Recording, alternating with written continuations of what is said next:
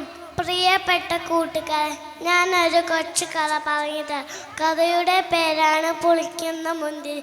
ഒരു ദിവസം മുത്തുനബിയും സഹാബത്തും ഒരു സദസ്സിൽ ഇരിക്കുകയായിരുന്നു. അപ്പോൾ അവിടേക്ക് ഒരു പാവ മനുഷ്യൻ കയറി വന്നു. മുത്തുനബിക്ക് ഒരു കുല മുന്തിരി കൊടുത്തു. മുത്തുനബി അതിലൊന്നെടുത്തു കഴിച്ചു. രണ്ടും മൂന്നും തിന്നു കഴിഞ്ഞു.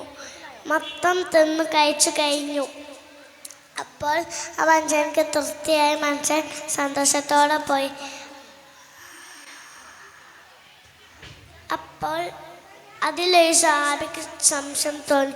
സഹാബി ചോദിച്ചു, അല്ലയോ നബിയെ, നബി അതിലൊന്നു പോലും ഞങ്ങൾക്ക് തരാത്തതെന്തെയും? നബി പുഞ്ചിരിച്ചുകൊണ്ട് പറഞ്ഞു, അത് പുളിക്കുന്ന മുന്തിരിയായിരുന്നു. അതിൻ്റെ പുളി കാണാൻ നിങ്ങളുടെ മുഖം മാറിയാൽ അത് അവരെ വേദനിപ്പിക്കും.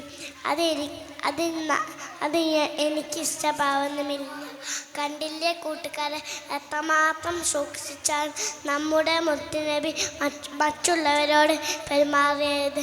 നാം ഇങ്ങനെ എല്ലാവരും ചിന്തിക്കണം. അങ്ങനത്തെ നല്ല മക്കളുടെ കൂട്ടത്തിൽ അള്ളാഹു നമ്മെ ഉൾപ്പെടുത്തണം. അത്രയും പറഞ്ഞ് എൻ്റെ കൊച്ചുകൾ അവസാനിപ്പിക്കുന്നു. അസ്സലാമു അലൈക്കും.